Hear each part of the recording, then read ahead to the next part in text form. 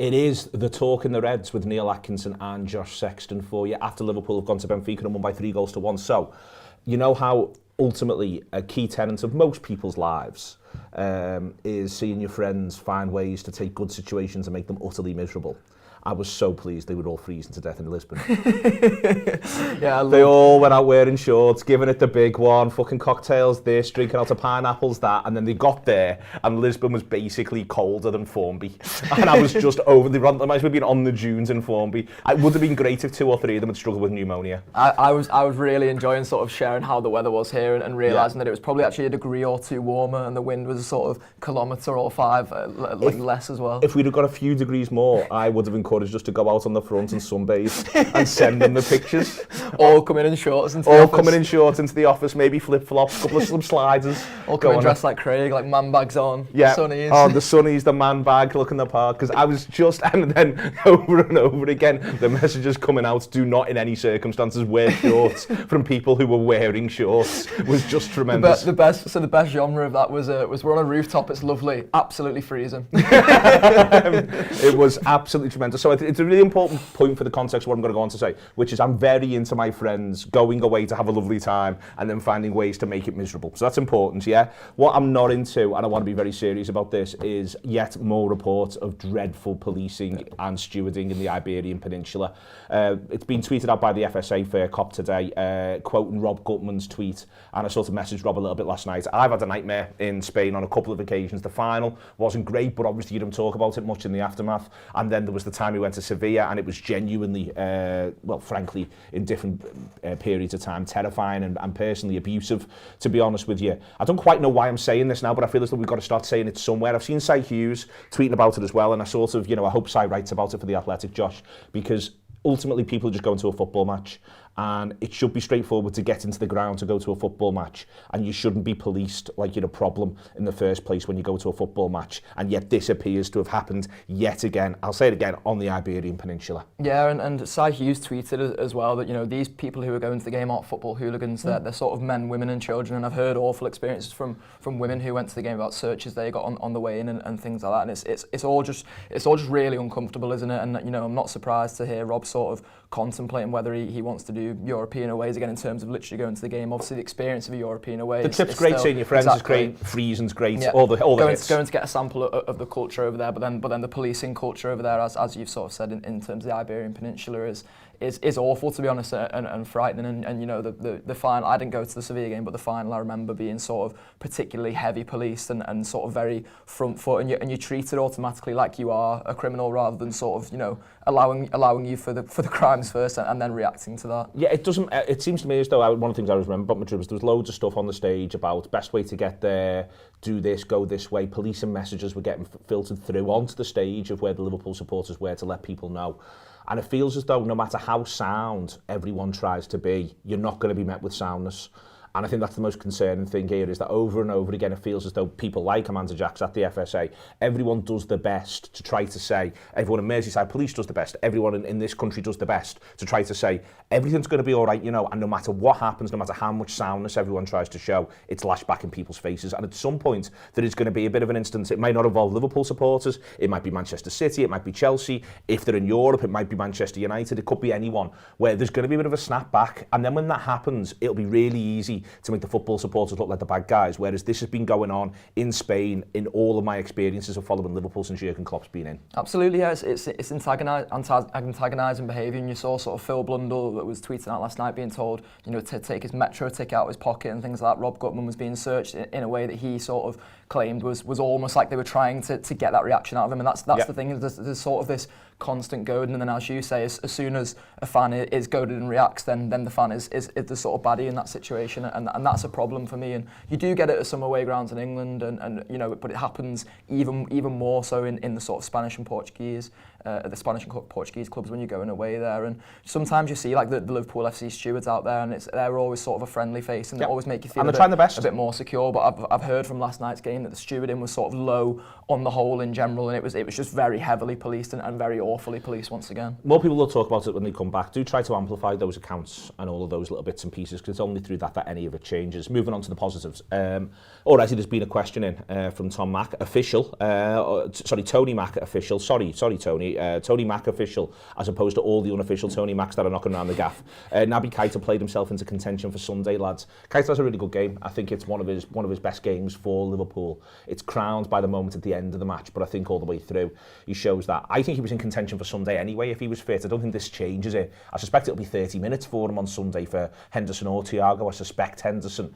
But at the minute, having Naby Keita come to the party, and in the same way that when you talk about the front three, you're picking 3 from 5. It feels very much at the minute, for big games at least, Liverpool in the heart of that midfield are now picking 3 from 4. Absolutely, yeah. And the one thing that you've always wanted Liverpool to do is to have as many options and literal bodies to throw forward when they're trying to suffocate teams, and they did suffocate Benfica early on, and you saw Naby Keita getting into the box a few times. You saw him sort of threading the through passes through, which could have become something. He plays a brilliant pass to Diaz for the one where he tries to dink the keeper and doesn't quite get it right, and then obviously, as you mentioned, the payoff is at the end with the assist for Diaz's goal. And I think throughout the game he was sort of industrious in the way that I think he's been industrious for a few weeks now, but it was him doing the front foot thing as well, which I think was really, really encouraging. I think you're right. I think Jurgen Klopp has been gearing towards playing a Fabinho, Thiago, Henderson midfield against City, but Naby Keita should be one of the first options off the bench there, because he showed last night just how much he can give this Liverpool side going forward. It seems as though there's now, it wouldn't surprise me if one of the 3 players I'm going to name starts the game at Anfield. It wouldn't surprise me if one of Chamberlain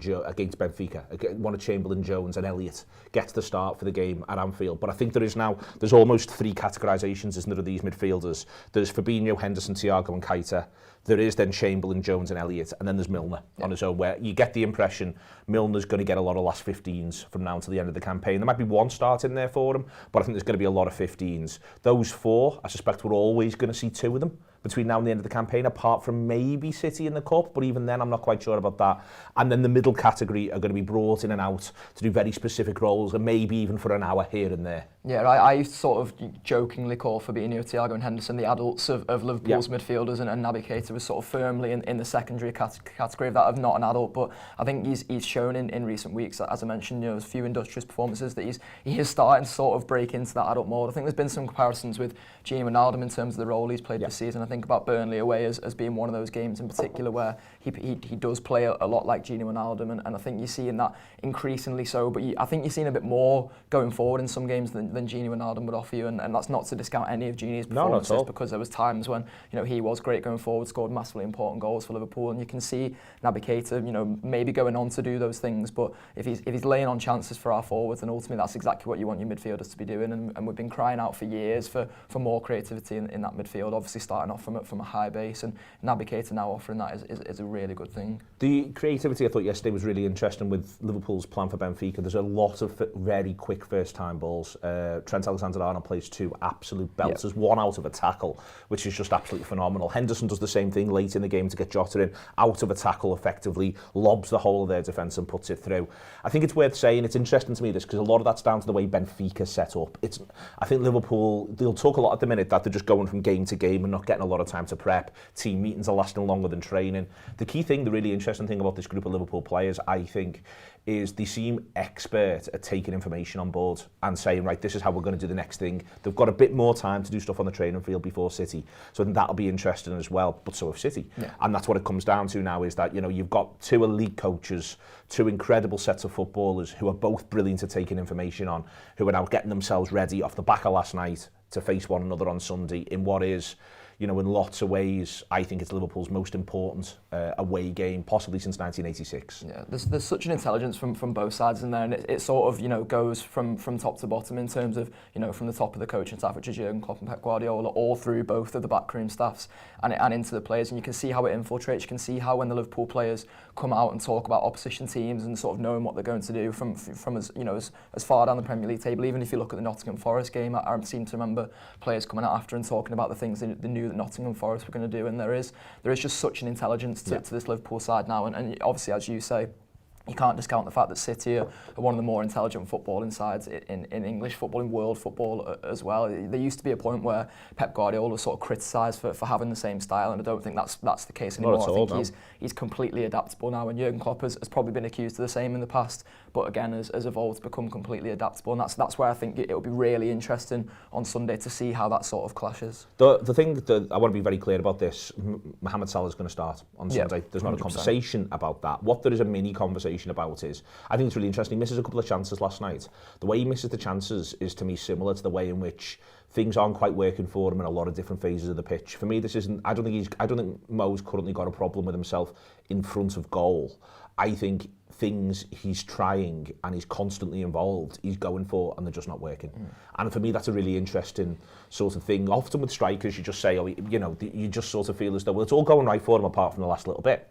And I don't think that's the case here for Mo. In that, I do think he really needs a goal. I think a goal would sort him out like no one's business. That's not the case. The case is, I don't think it's fair to say everything else is going well, the goals just aren't coming. I think it shows, I think, where Mo's concerned. He is different to a lot of players who fall into that category, where often for those players, everything else could be working, the goals aren't coming. For Mo at the minute, I think if everything else was working, the goals would be coming, if you sort of see what I mean. Yeah, and I think there's always sort of these conversations around Mo Salah that happen in seasons. They're probably more extreme now because of the sort of focus on his future and those sorts of things as well. But it should always come with the caveat that it's dead hard to beat Mo Salah on a football pitch. It's really, really hard because you're always going to get that extra attention. Teams are going to sort of, you know, weight on to the left side of their sort of defensive quarter in order to stop Mo Salah. But also, you know, he's being honest, he's allowed to be fouled a lot more than sort of most players. And Jurgen Klopp has sort of come out and said this, that the amount of fouls that Mo Salah gets actually rewarded is a joke, to be honest, for the amount of touches in the box he has and all those kinds of things compared to anybody else in sort of world football, particularly in the Premier League. And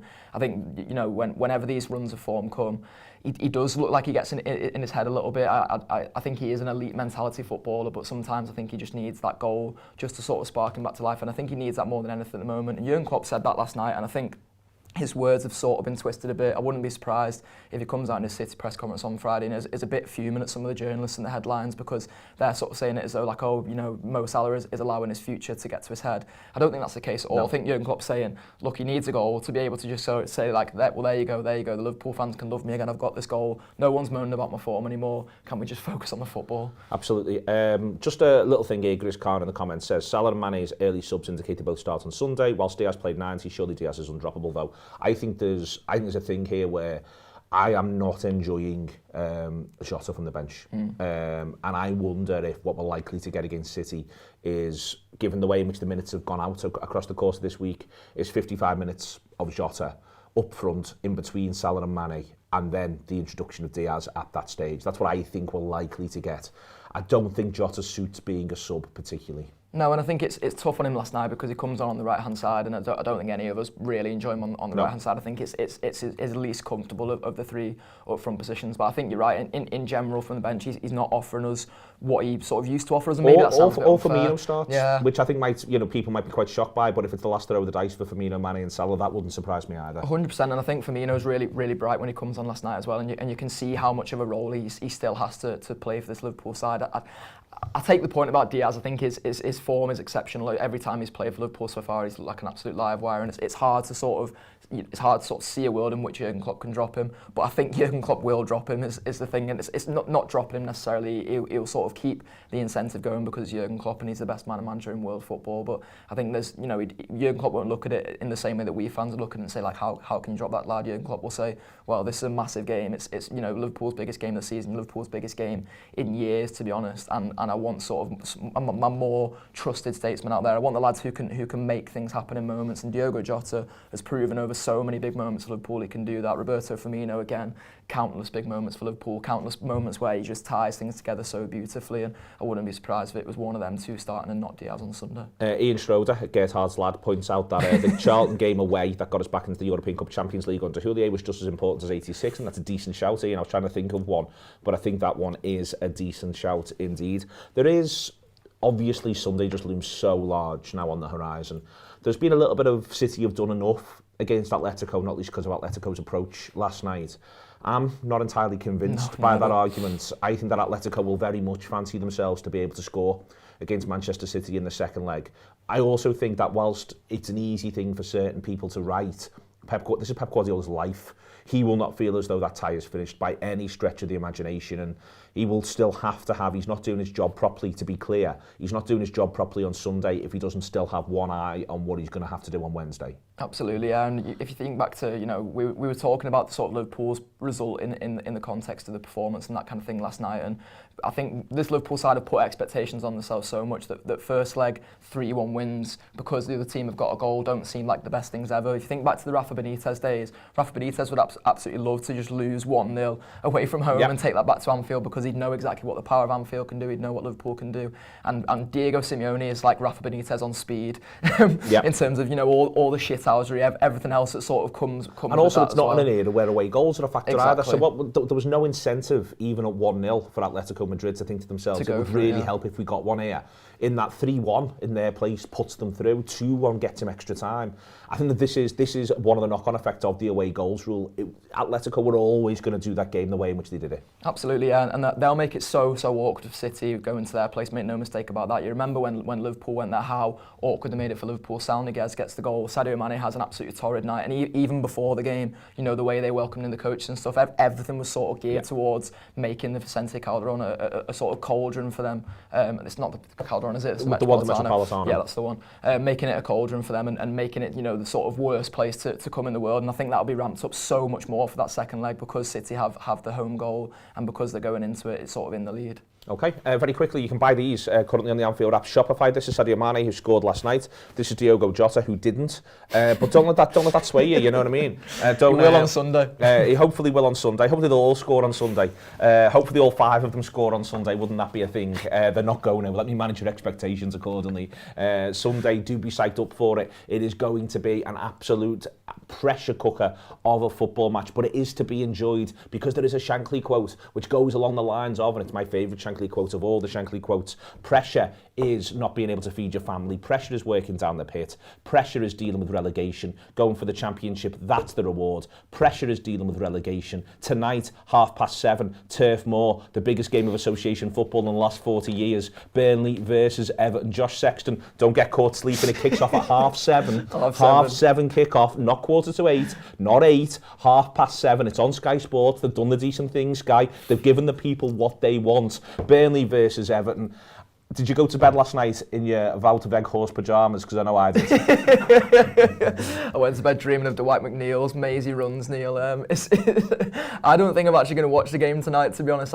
Can you not take it? No, I would understand if you couldn't take it. It's becoming pressure to watch Everton for me. I'm not particularly enjoying watching Everton, so I can understand how Everton fans feel when they're watching Everton at the moment because it feels like there's so much riding on Everton's relegation. I think, to quote you in the Office of the Week, there's like 3 different categories of what Liverpool can achieve this season. In the lowest category is the League Cup and FA Cup. In the second category is the Premier League and Champions League. And in the top category is Everton getting relegated. It's top tier stuff at this stage of the season. I'm actually now since they put the accountancy results out, I'm actually reaching the point of actual genuine concern for Everton because the accountancy results were that bad, and I don't quite know what the move will be if the worst does happen, but we've got to try and put that out of our minds. We've got to focus on the here and now. It is tonight, it is 7:30, it is on Sky Sports. You can get an LTV pass. If you need to get one, you can get an LTV pass for this. Not sponsored. We're not sponsored by an LTV in any way, shape or form, but if you don't have Sky, you might want to consider getting yourself an LTV pass. Also, there's loads and loads of illegal ways to stream football matches. Most of them are procured for and administered by Wolves. It's a really strong growth area in the Wool community, illegal television. You might want to bear that in mind. But now TV is available as well, and you might have Sky already. You can fill your boots in any way, shape or form around all of that. Also, the other thing to point out just very, very quickly is that in their infinite wisdom, PJMOL and the Premier League have appointed 2 Mancunians to be the referee and the 4th official for the game on Sunday. I want to get this in advance. This isn't me saying that they will be biased towards Manchester City. My position is this: why put them in this position in the first place? Nobody makes you pick Anthony Taylor for this game. Nobody makes you pick Paul Tierney on the VAR. Why on earth has this happened? How has this state of affairs come to pass? I would love someone who can ask this question credibly as, I'm not saying that these people are watching, by the way, they're probably turned off with the Dwight McNeil chat, as a journalist, to ask Mike Riley or PGMOL why they've made this decision before the game starts, before the game even kicks off, because it's not fair on the 2 officials. In a really simple sense, Anthony Taylor's got to go into the big shop in Altrincham on Monday. Yep. You know what I mean? Like, he's got to go and do the big shop on Monday. He's got this game Sunday, and then at some point he's got to get up, and he's got to go all the way around the Asda, and he's got to get all his bits in, and he's got to be able to deal with that without getting grief from someone, some way, shape or form. How has this been allowed to happen? Let Anthony Taylor do his big shop in peace. Swap Mick Oliver, who's got Norwich versus Burnley, whack him into that one, and put Oliver in charge of this one, and send Anthony Taylor to Norwich versus Burnley, and then he can get his courgettes in peace on Monday. It is all very possible still, but someone who isn't me needs to ask PGMOL in the Premier League how this has come to pass. I am but one man, and I will be deemed to be biased. I'm not asking for me to referee the game. I would not put me in charge of this fixture. If I was in charge of this fixture, there would be controversy. I would not put me in charge of this fixture. I will put any other set of referees in the country who do not come from Greater Manchester in charge of this fixture. I wouldn't put Mike Dean in charge of this fixture, and he's on the fucking Wirral. I would not be doing this in any way, shape or form. Let sense prevail. It has been the talking of the Reds. It's Josh Sexton, it's Neil Atkinson, and Josh did not get gunged.